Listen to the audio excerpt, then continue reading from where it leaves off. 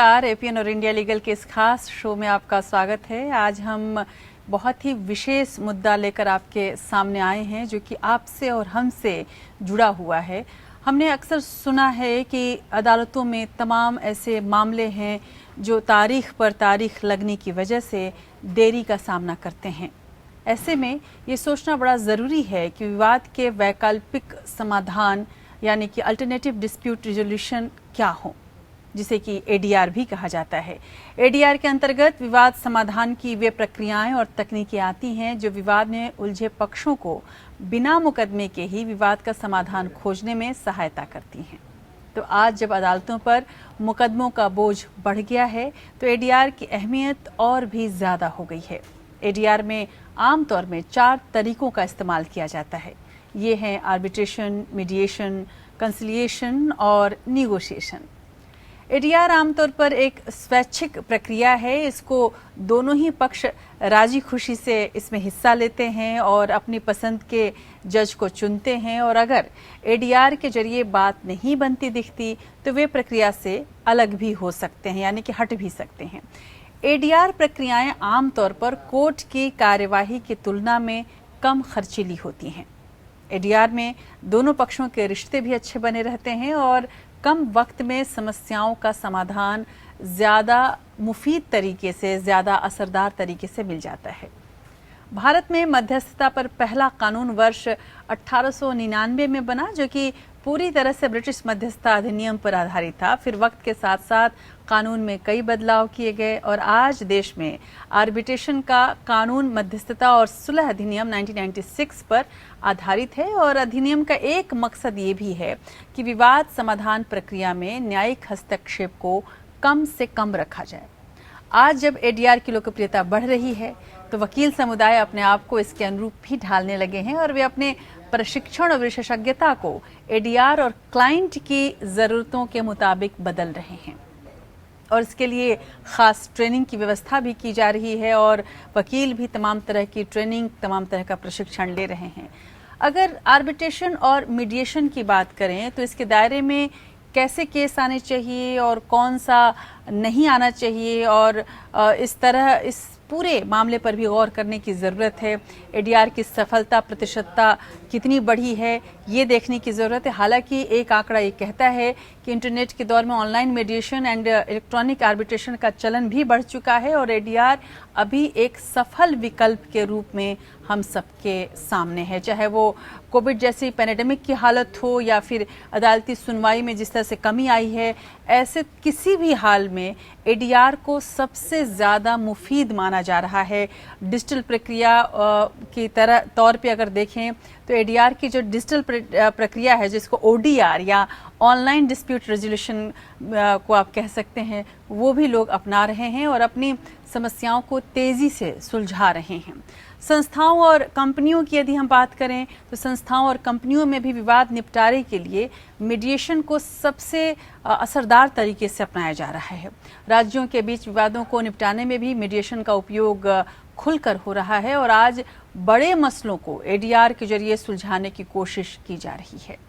अब आप अयोध्या विवाद मामले को ही लीजिए, चाहे अयोध्या विवाद मामला हो, असम नागालैंड सीमा विवाद हो, इन सभी में इसका उपयोग किया गया। तो आप समझ सकते हैं कि कितना असरदार हो गया है एडीआर और कितना जिसको कहा जाए आज के संदर्भ में कितना ज़रूरी हो गया है। अंतर्राष्ट्रीय विवाद निपटारे में भी एडीआर की कितनी अहम भूमिका है, इसको नकारा नहीं जा सकता।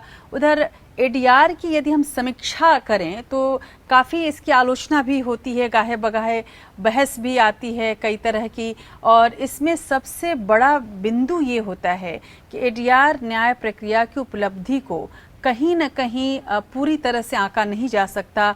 इसमें कई ऐसे मोड़ हैं जिस पर अभी सोचने की ज़रूरत है, क्योंकि एडीआर न्यायिक प्रक्रिया का पूरी तरह से निजीकरण कर देता है। बहरहाल कोशिश तो ये है कि भारत को अंतर्राष्ट्रीय स्तर का आर्बिट्रेशन केंद्र बनाया जाए। यहाँ पर सबसे बड़ा केंद्र ये बने एडीआर के लिए। व्यावसायिक स्तर पर भी आर्बिट्रेशन को ज़्यादा से ज़्यादा अपनाया जाए। वहीं जहाँ ज़्यादा से ज़्यादा मामले एडीआर के जरिए सुलझाए जा रहे हैं, तो वहीं मौजूदा एडीआर प्रक्रिया और आर्बिट्रेशन कानून की कमियां भी हम सबके सामने आ रही हैं। इन्हें सुलझाने की ज़रूरत आज है और आज एडीआर से ही जुड़े तमाम मुद्दों पर हम चर्चा करेंगे। इसीलिए ये जो विकल्प हमारे सामने आया है, जो इस वक्त का सबसे सशक्त विकल्प कहा जा रहा है, इसी पर आज हम चर्चा करने वाले हैं। मैं आपको अपने मेहमानों से रूबरू करा दूं। हमारे साथ हैं पूर्व प्रधान न्यायाधीश भारत के जस्टिस दीपक मिश्रा, जो हमारे मुख्य वक्ता हैं। हमारे साथ हैं वरिष्ठ अधिवक्ता सुप्रीम कोर्ट के प्रदीप राय। आप दोनों का बहुत बहुत स्वागत है सर।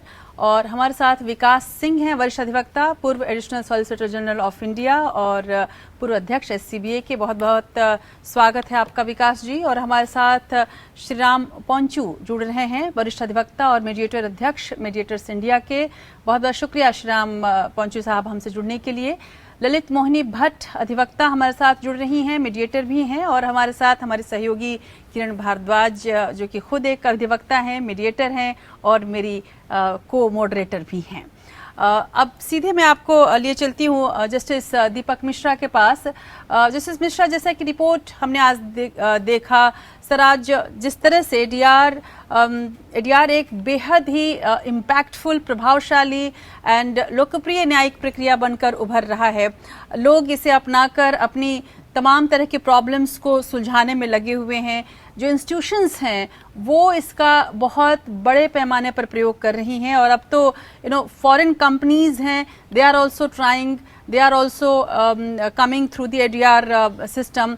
तो मैं आपसे ज़रूर जानना चाहूँगी सर कि ऐसे में अब जो ADR के जरिए जिस तरह से मसले सुलझाए जा रहे हैं, आखिर एक आम आदमी के लिए यदि समझना हो तो ADR वाकई क्या एक ऐसा विकल्प है जिससे कि सामाजिक और आर्थिक फ़ायदे हो सकते हैं हमें, और हमारे लीगल सिस्टम को एक बहुत बड़ी मदद मिल सकती है? I must initially admit that it pleases me the most to be the chief participant in this legal eagle series, which deliberates on alternative dispute resolution system or mechanism, which is quite dear today. Someone may pose a question, why discuss alternative dispute resolution all the time or most of the time? It is because, as I feel, we have a craving for justice and to have justice as expeditiously as possible. These two concepts serve social purpose.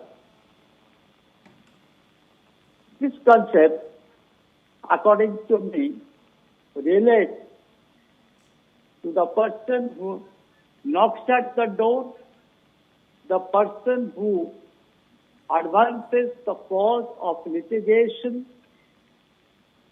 the personality that adjudicates, and the other category of social persons who have a commitment, a sense of sacrifice, and who have the mindset to see that the problems relating to litigation and the litigation are sincerely solved. I will emphasize on sincere solution. I'm not going to talk about the procedure or the method.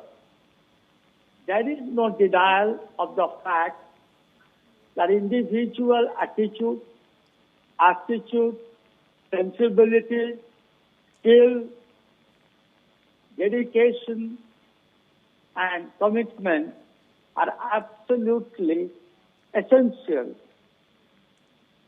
That apart, one has to meet the queries that is ordinarily posed by the person who is being advised to go to ADR. I use 3 words for them. You see, you really invite them that you choose ADR. You suggest to them, you persuade them. At that juncture, he has 4 primary questions. One, what is the gain? Second, is there any efficacy? Third, what is the final outcome? Will it be cost effective? You see, when I'm saying this, the queries to be answered, and they are important, I'm reminded of what was said by Chief Justice Warden Burger, the former Chief Justice of United States of America. He beautifully put this. Persons or people with legal problems, like people who are paid, want relief, and they want it quickly and inexpensively. Look at the judge's empathy, the concern. Now, presently, I will concentrate on Lok Adalat, because you have spoken about Lok Adalat, and that was prevailing in this country from 1,000 years. As far as the gain is concerned, it will be assured to him, the members who are the participants in the Lok Adalat, they will be quickly time to settle the dispute. Second, in the Lok Adalat proceedings, both his lawyer and he can say that it is success, and both are equally successful. Supposing it's a property dispute or money dispute, there will be not only peace in this generational, but it will be a generational peace, and it will continue. The fight shall end unless the mindset totally changes in future. But what is the present outcome? And remember, the society needs law and order, social order, and in the ultimate eventuate, peace. And this settlement brings in peace and harmony, and this collective harmony is an advantage in its quintessential facet. Having said about Lok Adalat, let me take up the topic of mediation. As all of you know, in the last decade, mediation has become the key word. Most of the commercial disputes or property disputes are also sent to mediation. I'll speak from my experience. Whenever I used to send matters to mediation, I had noticed 90 to 95% cases, the reports were affirmative and they were settled. Of course, behind the settlement, there was the dedication, patience, and devotion of time by the learned mediators. It's a sacrifice. Similarly, I must add, without any hesitation, we have the mediation centers in the apex court, in high court, and in district court. And they are functioning extremely well. Thank you. Apart from complicated cases, they also do settlement with regard to matrimonial matters. Not that when they settle matrimonial matters, the husband and wife will go together.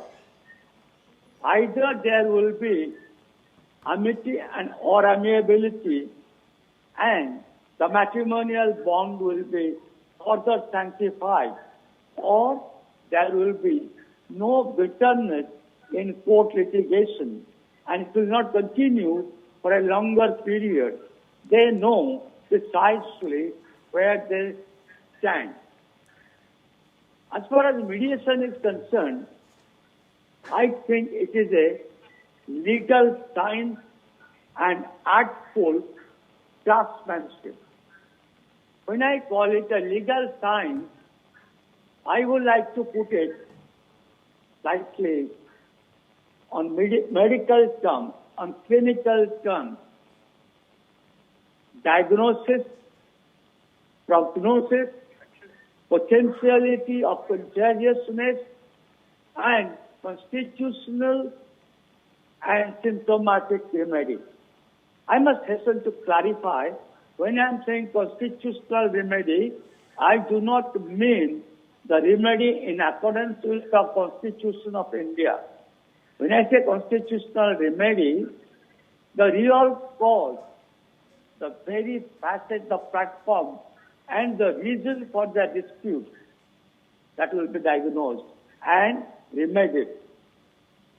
As far as artful craftsmanship is concerned, there is a psychological base that all of you quite well appreciate.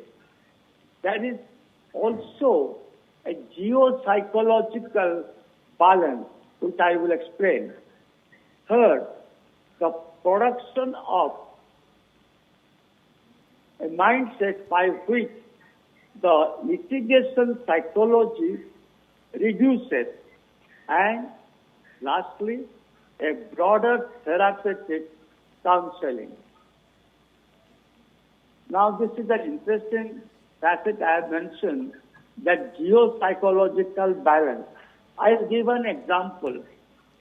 It happened in mediation, it also happened in Lok Adalat, and it can happen. There was a litigation under Negotiable Instruments Act. X had given a check for 1 lakh. During the mediation, Y said, I admit, I have taken 1 lakh, I will give 1 lakh. X was insistent that he requires 1,10,000. For 10,000 they are fighting, and attempts are made to solve. Then one day, the mediator behaved quite intelligently. He asked X to hand over the draft of 1 lakh to Y, who had issued the check. Y was initially reluctant. The mediator said, you can return it, you keep it in your pocket. The Y kept it. Then he asked X, now do not debate, do not argue, do not procrastinate, you give another 6,000. He said, I have 5,000. Then he was told that you give 5,000, and Y was asked to keep it in one other pocket. Then he said, no, I want my 1,10,000. Then the mediator said, then I would request you to return 1,06,000 to X. Now imagine the geographical psychology. He comes from a middle class family in a city which is not a metropolitan city. He has already got 1,06,000 in his pocket. For 4,000, will he fight? He eventually said, I agree. The report was drafted, sent to court, and the matter should compromise. That is what geopsychological balance I mean. So we'll go to Mr. Pardeep Rai. Sir, what is the best mode to resolve the dispute? Whether courts are the only alternative to do so? What are the effective modes of alternate dispute resolution system? Kindly highlight on this. You see, I don't never say that courts are the only authority. The courts are one of the medium which the constitution has selected to sort out the various litigation, various problems, and also to punish the guilty, and sometimes to reward who are doing good for the society. So that is the one part. But when we consider this entire alternative dispute resolution system, then we have to see that first of all, earlier also, like the Honorable Justice Deepak Mishra, he said, and we have seen him working so hard, Yes. where he had always went for this kind of solution. There are many, 2-3 kind of judges, one who just go into nitty-gritty of law, one who finds out solution.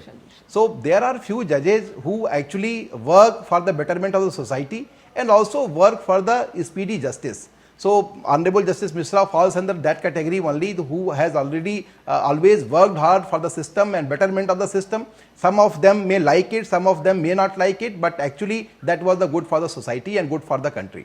What I suggest, you see, there are different kind of alternative dispute resolution options. You can go for mediation, you can go for arbitration, you can go for conciliation, you can go for even lok adalats and all. But what I suggest, that even there, these adalat members or even these arbitrators, they have a lot of duty towards the society, towards the constitution, and they have to establish rule of law. The moment they consider, there are more than around 19,000 arbitrators across the world, and you see, among them, I think there are around 6,000 in India. So those arbitrators, either decided by either party. Originally, when this concept was evolved, it was used to be called at arbitium. Arbitium is the free will. So in under 1622-23, all these commercial disputes, so these commercial people, they used to go for these independent persons who used to decide that what will be the fate of the litigation, what will be the fate of the dispute.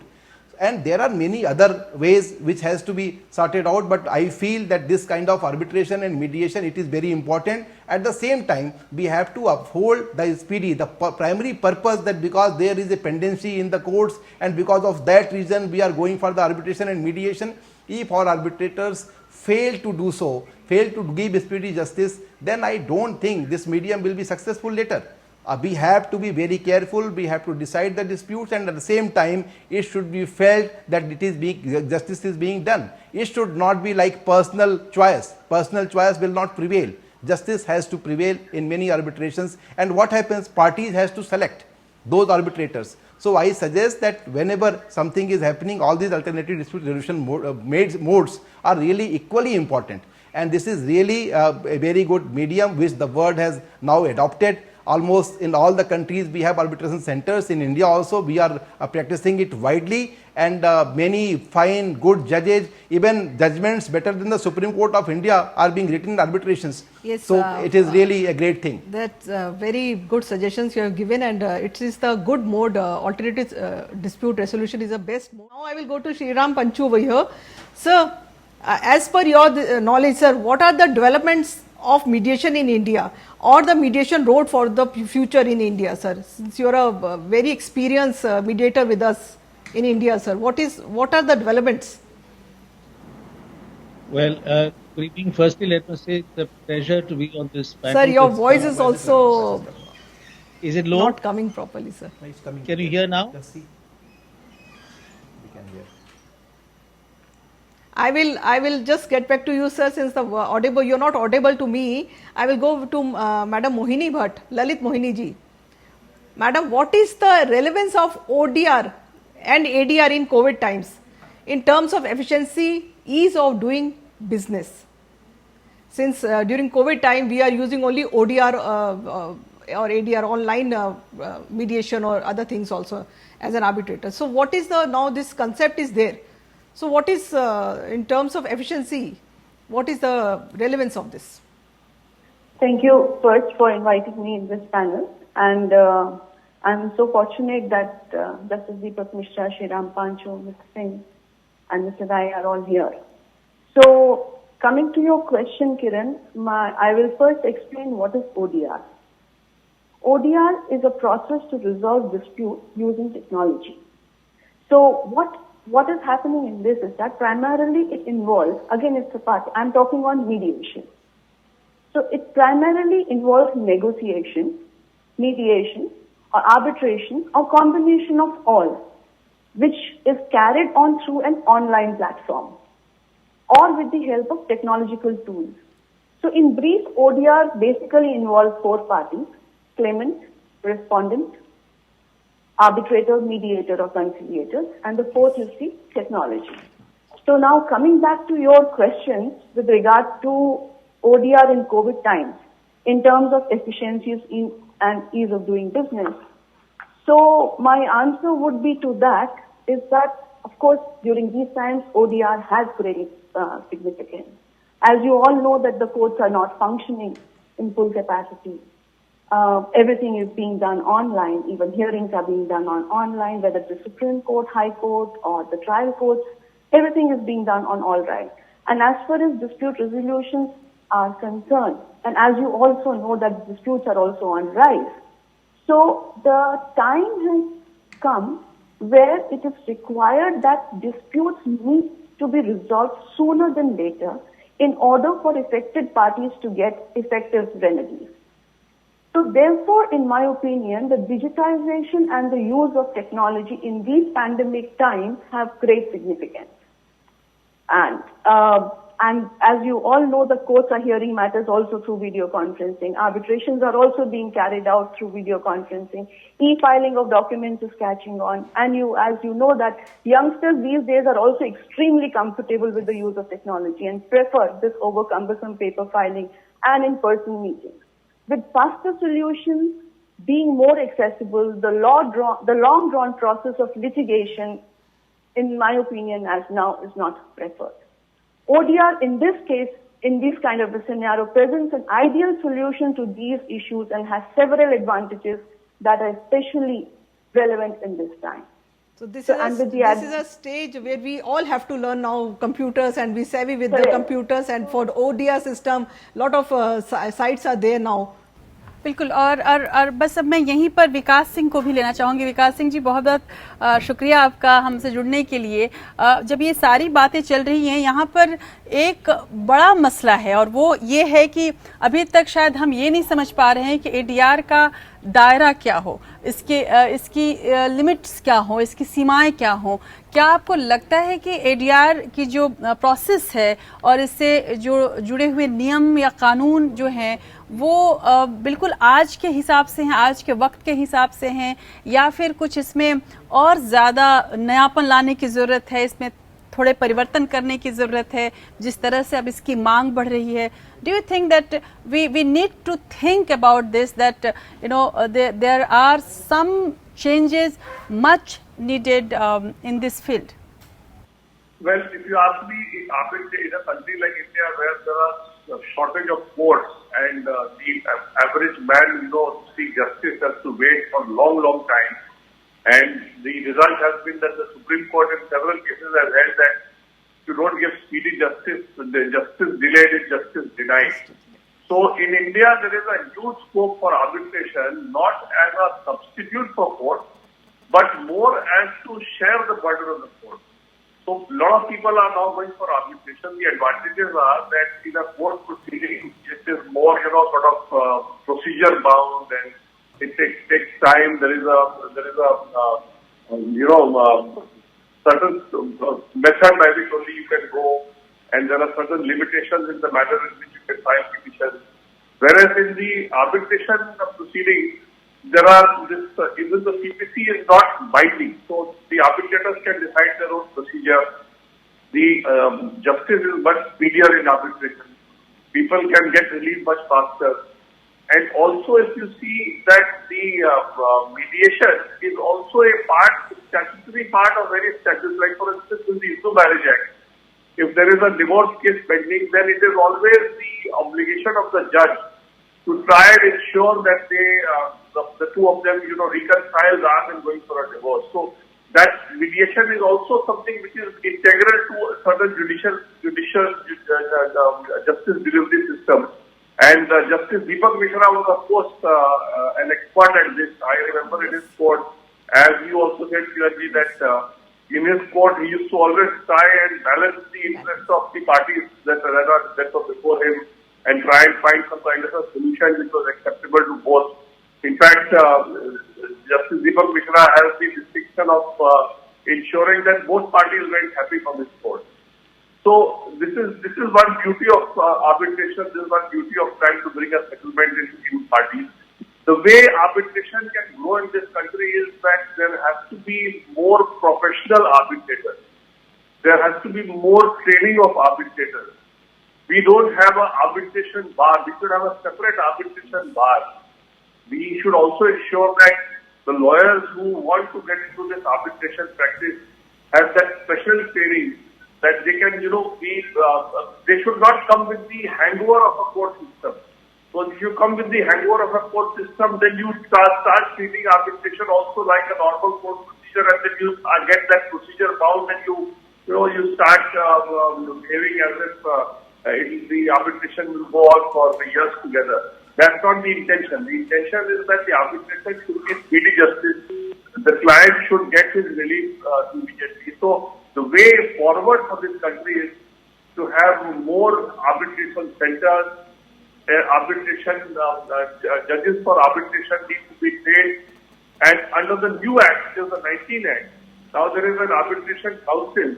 And the arbitration council, when it is formed, I don't think it is still functional as yet.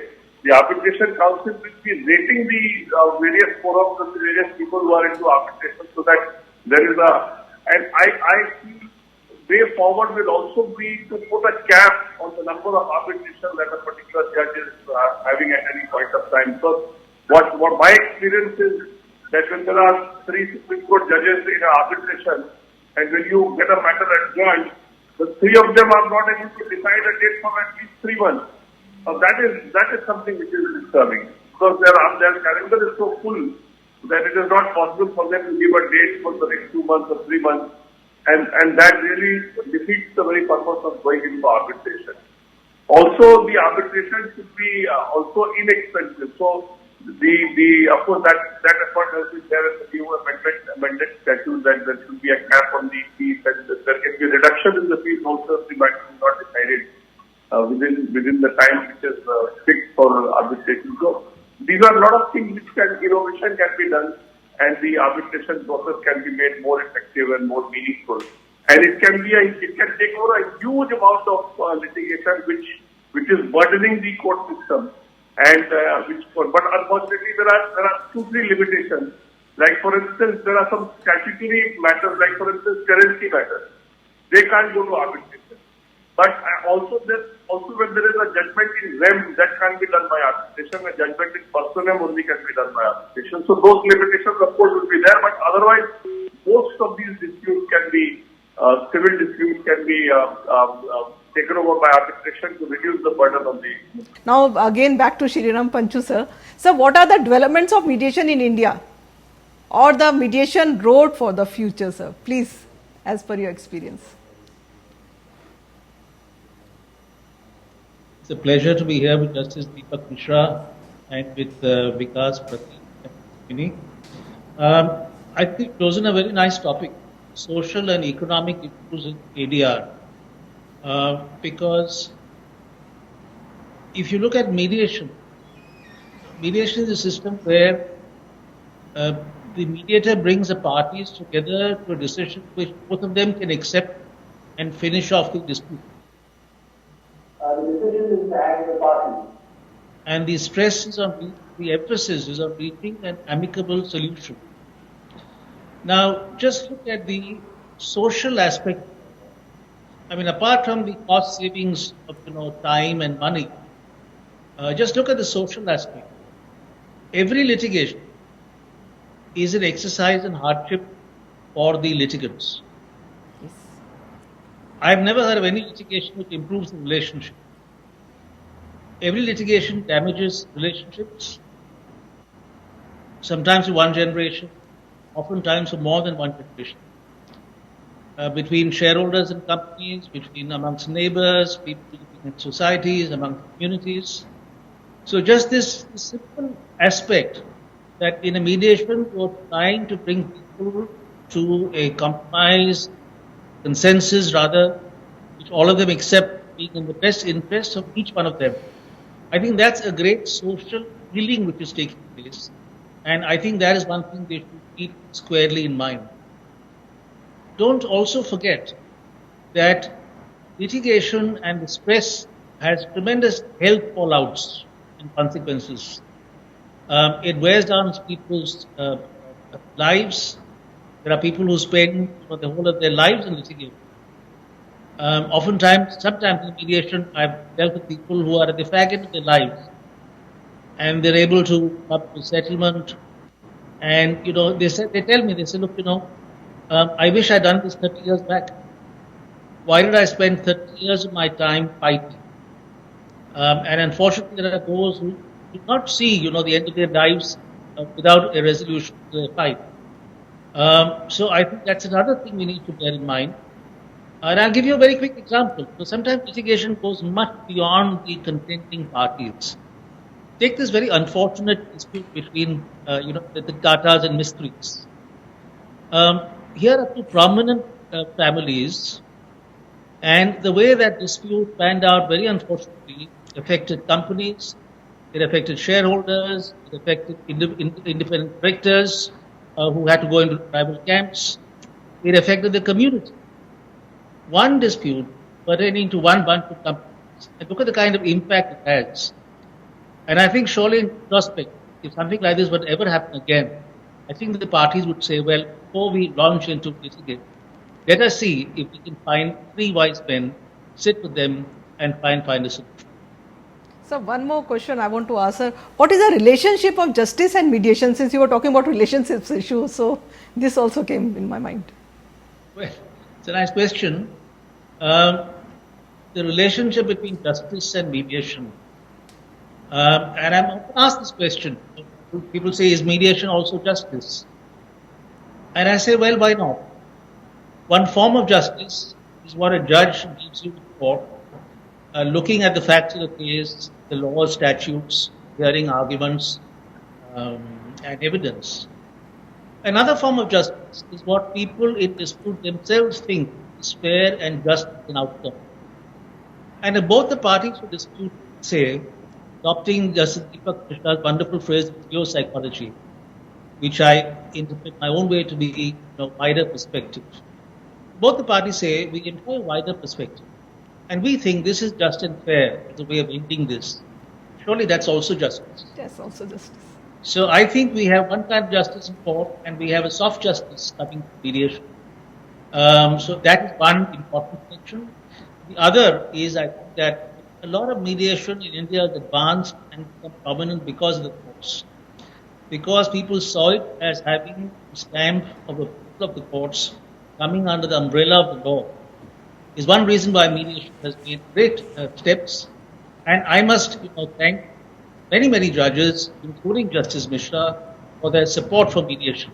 Yes. Without the public hearing it from judges, we would not accept mediation, would not have accepted it so readily. Thank you. Justice Mishra was always very encouraging for juniors, for everyone, all the lawyers, and great mediator also, I can say. So I will just get back to Pardeep Rai, sir. Sir, is there any conflict between litigation, conciliation and the mediation? What You do see, say? I see that wheels of the same chariot.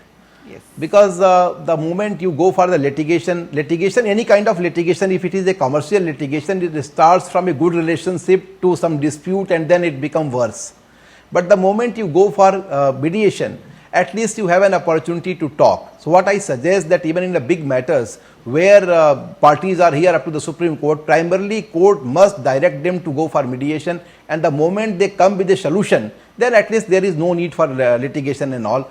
I suggest that all these, this is very important point, though there are many who suggest that there was a time when the first mediator of the world, Lord Krishna, he tried to mediate between Kauravas and Pandavas. And ultimately what happened, finally there was a Mahabharata and a great war came, and but this kind of situation is also there, but at the same time, because of that mediation it was decided that both the parties will not fight after the sunset. They will meet with each other. Both the armies were allowed to visit each other side.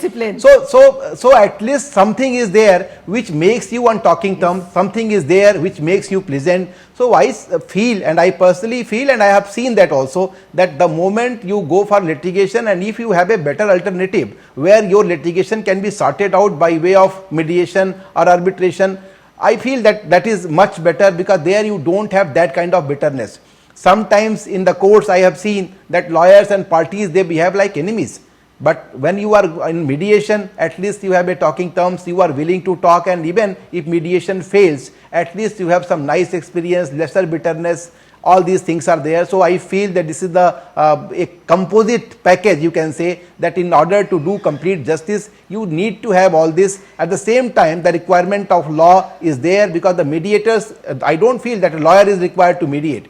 Any person whom the parties have faith and who can do complete justice, they should be the mediators. You see our old panchayat system, the panchas, what they used to do, their decisions were never challenged. Even after this independence, I have never seen that any panchayat faisla of our village was challenged by any of the parties, because they have that kind of faith. They know that these elders are doing justice to us, and they are not a party, they are completely fair. So the moment you are upholding the rule of law and you are fair, there will not be a question, and these all modes are actually there to strengthen the justice. Yes, I agree, sir. But now we are having also court annex mediation, pre-litigation mediation. So we are helping, coming out with various options also, and it is a great help for the society at large.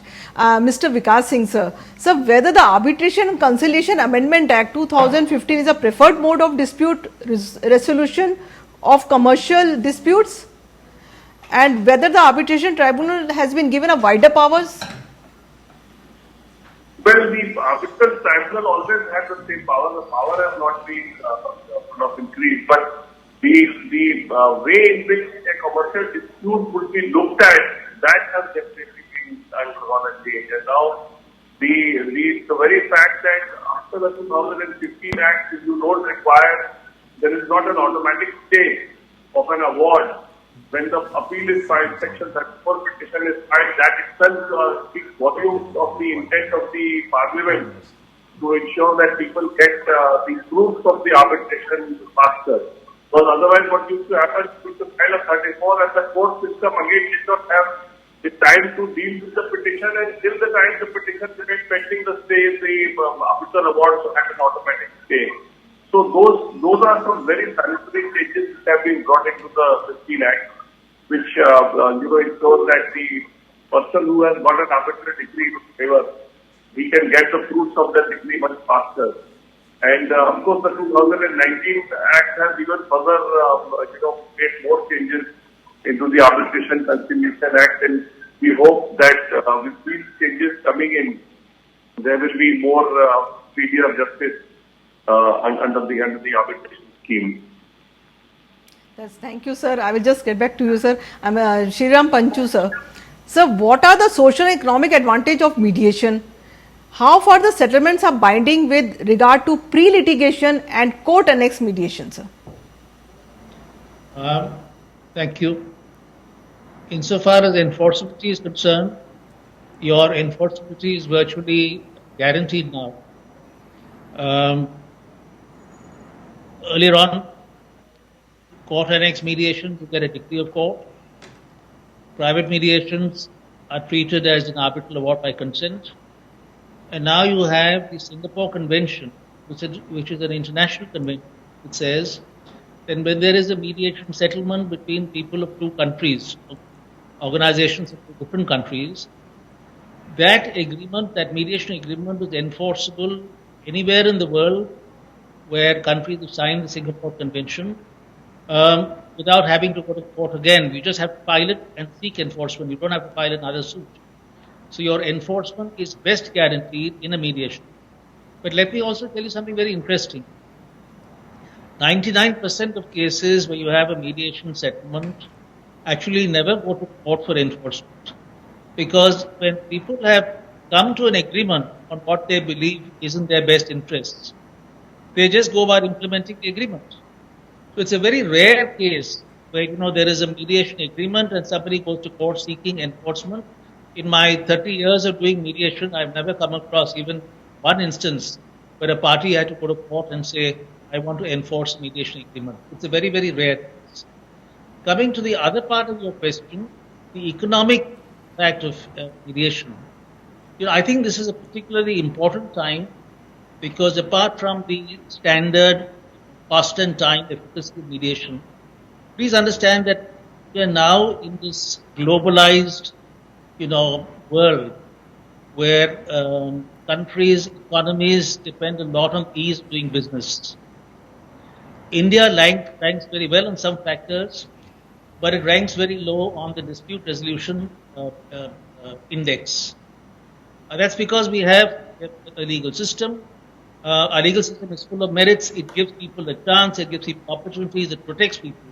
But it is also procedural. It takes time. And therefore, there is understandably frustration, when it comes to implementation and finality. But the great advantage now of mediation is that you have your implementation, you have finality very quickly because mediation settlements are reached very quickly, and you have automatic implementation. So the fact that government has now created a pre-institution mechanism, and government, I think, is very heavily supporting mediation, will, I think, underscore and increase greatly India's ranking in the ease of doing business. And I think that will be good for the country all around. So robust mediation system is litigants. It benefits the courts because you're taking the burden off the court. And I think it will improve our global rankings in terms of being a global economic power. Thank you, sir. We'll just get back to you, sir. Lalit Mohini Bhatt, ma'am. But I must say one thing let me add. Yes, sir. But I think it is also very important that government decides a good way in which disputes in which government is involved can be mediated. There is no point if we leave out half the amount of disputes. We should also have a separate mediation bar, sir. Please, from our side, we should have a separate mediation bar. Mediation bar also is required, sir. You're right. So but there is a way in which government can mediate disputes, and we need to pay attention. And proper to that. legislation should be there, proper act should be there, because we are still. I think that will come. Thank you. Please, sir. Thank you, sir. Lalit Mohini Bhatt, ma'am. Ma'am, should all mediation settlement be court sanctioned? If not, what validity do they have? Kiran, the answer to this question is, as you know, under Arbitration and Conciliation Act, parties can enter into mediation by themselves, and it need not be court mandated. So, to enter into mediation, pre-litigation mediation provided for under Part 3 of Arbitration and Conciliation Act provides for that. So the settlement agreement becomes binding upon the parties when they execute the same, and the mediator has authenticated it. Then it becomes a conciliated award. So Arbitration and Conciliation Act provides where the court, where it is the parties themselves who can enter into a mediation and come out with a settlement, and it becomes a mediator's award. So as far as court annexed mediation is concerned, the court annexed mediation is provided for under Section 89 of the Civil Procedure Code. And in this case, the settlement arrived at through such mediation must be court sanctioned. So various legislation such as Commercial Courts Act, MSMEs Act, Company Act, Consumer Protection Act, RERA, Family Law, etc. provide for court annexed mediation. In mediation centers, basically in the mediation centers attached to the respective high courts. However, in my opinion, in many cases, such legislation is not used effectively, and the cases are not mediated as often as they should. So, this is what I feel I would, in my opinion, I think pre-litigation mediation should be given more force. And as Mr. Panchu has mentioned, of course, we do need a legislation to back it up. Thank you so much, Lalit Mohini ji. Justice Mishra, I want to know another aspect of this ADR. In this system, there are many ways. जो आपके personal जो experience हैं उसमें आपको क्या लगता है कि कौन सी प्रक्रिया सबसे बेहतर है? साथ में हम आपसे ये जरूर जानना चाहेंगे कि एडीआर को ज्यादा से ज्यादा व्यवस्थित तरीके से ज्यादा अच्छे से चलाने के लिए आर्बिट्रेशन बार जैसी कोई संस्था की जरूरत है या नहीं है, क्योंकि ये माना जाता है कि अभी ADR it's like a free flow, कोई सिस्टम नहीं है इसको एक तरह से लाने के लिए. तो do you think that we need arbitration bar for this system? No, I am of the considered view you should not compare one alternative dispute resolution mechanism with the other. Let us take arbitration. arbitration comes when both parties have agreed by way of contract. Unless there is a clause for arbitration, you cannot ask the parties to go for arbitration. But as far as other aspects are concerned, you look at the settlability part of it. So therefore, my conviction is one should not compare. It will, barring arbitration, it will depend upon the nature of the case. Now, in this context, I entirely agree with Mr. Vikas saying there should be an arbitration bar so that the lawyers in arbitration can be trained. And I do not deny the fact sometimes also judges who become arbitrators, they have to equip themselves so that the less time is consumed. Because dispensation of justice as expeditiously as possible is the warrant, be that arbitration or mediation. I am not talking about the court adjudication. Another two focal points I would like to assert. One, this alternative dispute resolution system which permits pre-Lok Adalat, which is statutorily allowable under the Legal Services Authorities Act and conceptual mediation, that invites people to come and facilitate the social purpose as well as the economic advantage. Lot of banks realize their money through pre-Lok Adalat. So the economic facet gets strengthened and people also get some relief. Thank you. Second, this makes the constitutional goal, access to justice, a fructified act. And I always believe, I still believe, persons having grievance must knock at the doors of the court or any adjudicatory forum. Docket inclusion is better than docket exclusion. Yes. And as far as ODR is concerned, during this COVID-19 pandemic, that has become an imperative necessity. We cannot stay out of it. And we have to learn, and we have to have the patience to conduct cases, be it arbitration, be it a conference, and even a discussion like this with you. बिल्कुल, तो पूरी चर्चा जो हमने की और किरण ने की और जिस तरह से श्रीराम पांचू साहब ने बात की, जैसे ऑनरेबल जस्टिस दीपक मिश्रा ने अपनी बात रखी है, विकास सिंह और वरिष्ठ अधिवक्ता प्रदीप राय जी ने बात रखी है, कुल मिलाकर ये समझ में आ रहा है, यदि हम लोग एक आम व्यक्ति के तौर पर भी इसको समझने की कोशिश करें और जो इतने सारे एक्सपर्ट्स ने इस पूरी व्यवस्था के चारों ओर जिस तरह के सवाल हैं और इसके जो फायदे हैं उन सबको जिस तरह से सामने रखा है, एक बात साफ है कि वैकल्पिक विवाद समाधान या एडीआर धीरे धीरे हमारे जो आर्थिक व्यवस्था है, हमारी जो वाणिज्यिक और निजी विवादों को हल करने का एक बेहद ही पसंदीदा तरीका बनता जा रहा है। जो हमारे आर्थिक जो विवाद हैं दो कंपनियों के बीच में, उनको लेकर भी बड़ा एक रास्ता बन गया है ये कि ये इसके द्वारा अपने सारे मामलों को सुलझाएं, कम खर्च और कम वक्त में समस्याओं को सुलझाने का शायद इस तरीके को लोग ज़्यादा अच्छा मान रहे हैं और विभिन्न संस्थाएं इसको अपना रही हैं। लेकिन अभी भी जो इसमें संस्थागत बदलाव की ज़रूरत है वो करना होगा, नियम कानूनों को और ज़्यादा प्रभावशाली बनाने की ज़रूरत है, इसमें कोई शक नहीं है।